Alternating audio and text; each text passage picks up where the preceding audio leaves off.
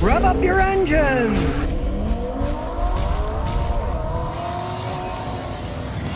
This is 149,000 miles. This F-150. It's got the Coyote 5-liter engine. Is it a good engine? Is it a good truck? I'm going to go through this thing with a fine-tooth comb and show you the truth about these things. The guy just bought it. He knew he was going to have to get a high-mileage car because he only had a certain amount of money. For $12,500, you can see it's in excellent shape. It's got the back seats in it, and it's a traditional rear-wheel drive truck. It's not four-wheel drive. And it also happens to be a flex fuel too, meaning you can run it on gasoline that's got 10% ethanol. You can even run it on E85. It's 85% ethanol, 15% gasoline. Now, for my money, the ethanol is a complete waste because I just looked the other day, it was only 30 cents a gallon cheaper than the regular gasoline. And this truck, from my experience of customers, they will get between 25% to 20% worse gas mileage. And since you're not saving 25% buying it, it's a stupid thing to run it on ethanol because you get worse gas mileage. Now the farmers love it because they're selling corn and they're making money. In the Midwest, you find ethanol everywhere. When I lived in Texas, there were only a handful of ethanol stations in the whole state. Now, this thing's been run on gasoline. He runs it on gasoline. It makes the most sense to run it on gasoline. The big trucks, they're going to use a lot of gas anyways. Would you really want to get 20 to 25% worse gas mileage? No. Now this F-150 has the 5-liter Coyote engine. It's naturally aspirated. It doesn't have GDI. It doesn't have turbochargers, and as such, these engines can last forever. In goes the key, and yes, it has a key. And as you see, it's got 149,000 miles on it. Now you can hear it's a relatively quiet engine. You can hear a little noise in the valves and the cam. That's totally normal. Now there's a big discussion out about these Coyote engines. Some people say they're garbage, they make noise, they fall apart. Well, it's not really the engine itself, especially in a 2013. From my experience, a lot of the ticking noises that people don't like in the Coyote 5-liter V8s comes in later years when they went to the gasoline direct injection. All that extra pressure, those injectors have a tendency of being noisy. This doesn't have this. This has regular fuel injectors that work at a much lower pressure. If you get a later one that has the GDI and it's making some noise, the first thing you do is get yourself a stethoscope, put it on the injector. You hear the noise come from there and it runs okay, you don't care. I've seen those things run hundreds of thousands of miles. They're still ticking away, but they're also still running perfectly fine. Okay, so this one, it just has regular old fuel injectors under here. You don't have to worry about it. Now, being that it's old school, not having GDI, not having turbochargers on it, he drove from Indianapolis to Clarksville, Tennessee here, and he got 17 miles a gallon on the highway. That's what you'd expect to get with a big truck like this, with a big V8 engine, when you're cruising at the speed limit. Now, the newer ones can get quite a bit better gas mileage, but it's kind of like a double-edged sword. Because this 2013, here's the gear shift lever, it is a 6-speed automatic. This is before they went insane and put in that 10-speed automatic. Now the 10-speed can get much better gas mileage because it has 3 overdrive gears, not 1. It has 3 of them. But that also sacrifices the reliability. The 10-speeds have had various problems, especially the earlier ones.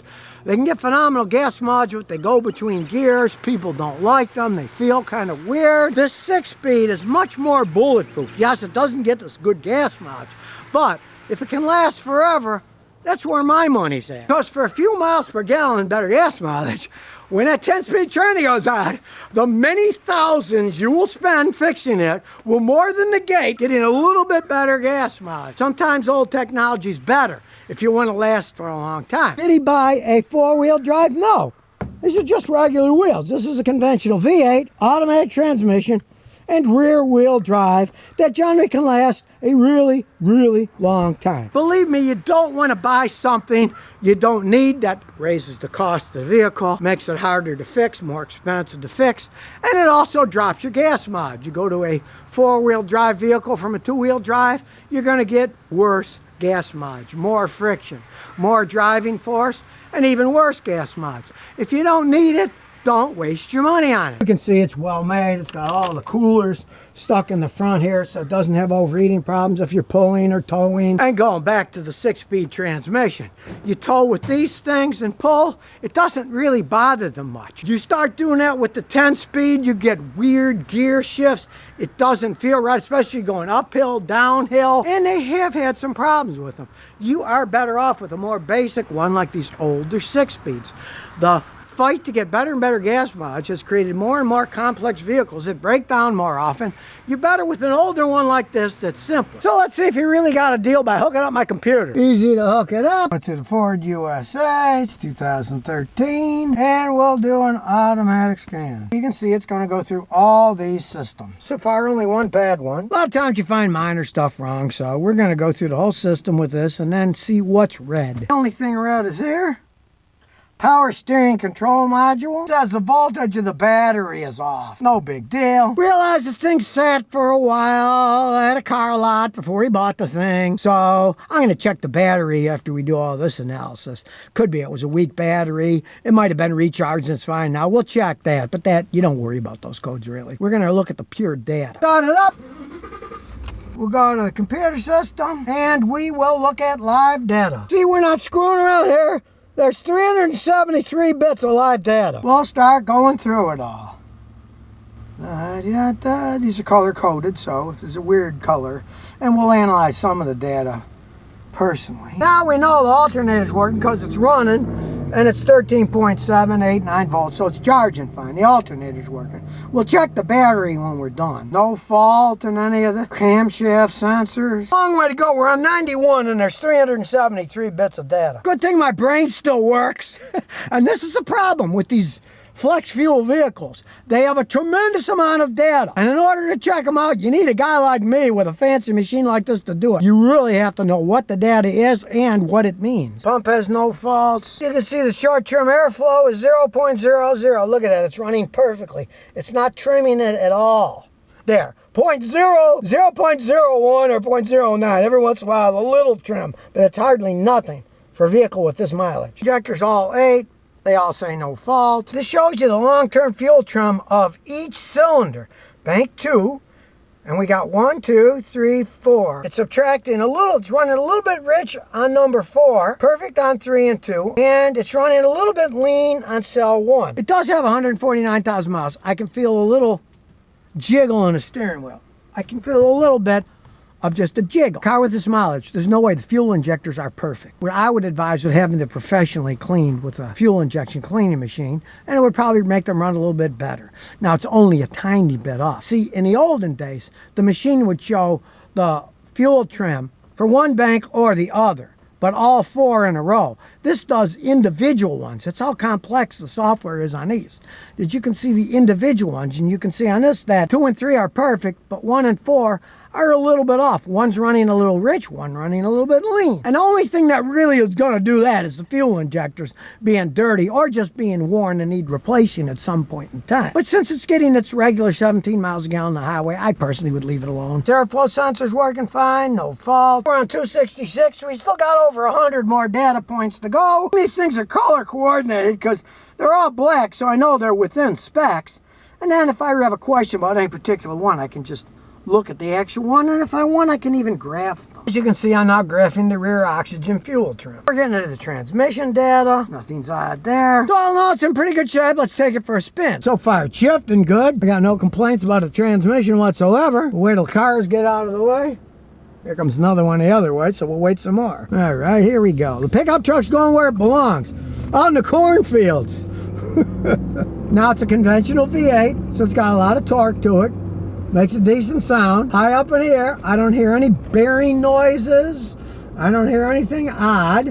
And now, we get to the little drag strip. Come to a stop, because there's nobody behind us. And we'll see what it can do. Here we go. It is a V8 engine that has a reasonable amount of power. I must say, the traction control isn't working too good. Because the wheels are spinning, but I like it better that way. Anyways, and you can see, when we floored, downshifts, let go, it goes up, does it clunk? No. I like these 6-speed transmissions. If this was a 10-speed, to me, they feel weird. and they do have problems as they age. These 6 speeds, this has got 149. It really doesn't operate any different than a brand new one does. So if you're really looking for a good truck, if you can find one of these with a 6-speed and a normal V8, it doesn't really matter that it's flex fuel. Just use regular gas and pretend it isn't flex fuel. Unless you're a farmer living in the Midwest and you want to sell that corn, go ahead and put it in, but you're wasting your money because you're going to get worse gas mileage and you're never going to recoup the small price differential as it stands today. Maybe one day gasoline will be $10 a gallon and ethanol will be $4, and then it'd be worth buying, but not today. And really, for a pickup truck, they redesigned these things a long time ago. When you're taking corners, it says you're supposed to take this at 20. We're going 50, and it's not straining at all. They do ride a lot better than they used to. Pretty smooth ride for a rear-wheel drive pickup truck, actually, with 149,000 miles. Road test was fine, bud. We're gonna check the battery now, because it had that one stupid code, low voltage. Could just be the battery was weak because it sat a while, or it could be that the battery's going bad, so we'll test it. I got the little battery tester hooked up. Direct to the battery health test, looking for floating electricity. There isn't any. We'll go by cold cranking. This is 850. I know it's 850. That's close enough. Because it says 850 right here. So here we go. Testing the battery. Here we go, 100%. 82% of its life is left. Battery's normal. Do I see? Hey, it's pretty shiny. It's a relatively new battery. So the code was probably from the previous battery. This is what a lot of people don't understand. If you replace a battery in a car, especially a fancy one like this, that's a flex fuel, you want to erase all the codes with a fancy machine like mine. Otherwise, you'll have old codes that stay forever. So there we have it, an excellent used F-150 for a good price, showing that the Coyote 5-liter engines can be great engines, and that these 6-speed automatic transmissions can hold up quite well. I'm still questioning the 10-speed automatics on the later model ones, but on this 2013, no, the 6-speed tranny still shifts like a dream. That shuts the case on this F-150, so you can make the right choice. And here's the funny thing. This guy wasn't even looking for a pickup truck. He wanted a dependable vehicle that's going to last a really long time, and that's what he got. So if you never want to miss another one of my new car repair videos, remember to ring that bell.